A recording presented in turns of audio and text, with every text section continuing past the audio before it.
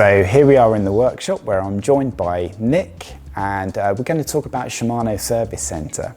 So I'm going to start with a little snippet of information that I know about Cycle Revolution, and that's the fact that you're the 1000th Shimano Service Centre globally, which is pretty exciting stuff and shows the strength of the network as a whole.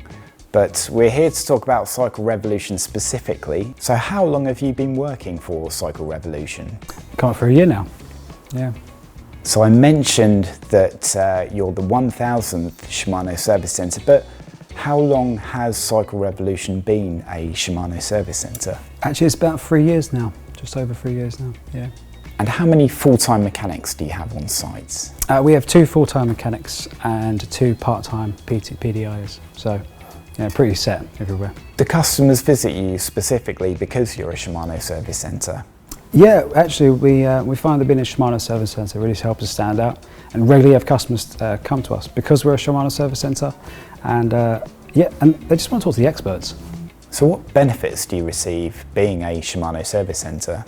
Well, on top of the recognition of being able to use a brand as big as Shimano brings, we're also able to access priority ordering, which is a great benefit in being amongst the first to receive Shimano products when they come into stock.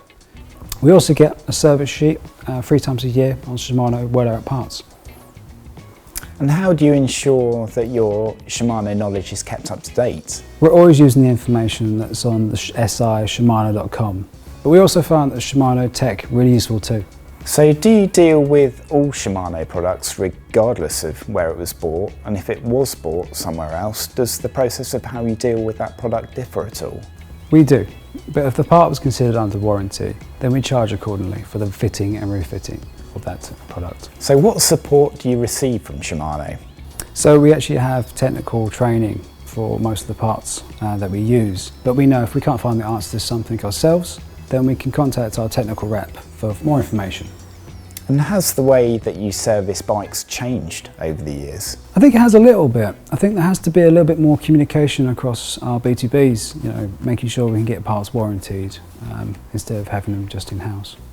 And if you were to give one piece of advice to an up-and-coming mechanic, what would that advice be? I think patience.